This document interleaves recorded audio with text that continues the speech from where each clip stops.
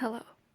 Today I want to show you some advices for summer and hot days. Let's get started. 1. Stay hydrated. Drink plenty of water to avoid dehydration.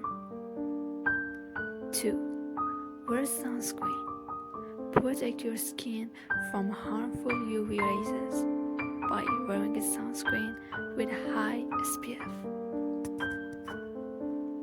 3. Dress appropriately. Wear light and breathable clothes to stay cool in the heat. 4. Stay cool. Use air conditioning or fans to keep your home or workspace cool. 5. Be mindful of food safety. Keep food refrigerated and avoid leaving it out in the sun for too long to prevent food poisoning. 6. Plan ahead. Make plans for outdoor activities early in the day or later in the evening to avoid the hottest part of the day. Don't forget reaction.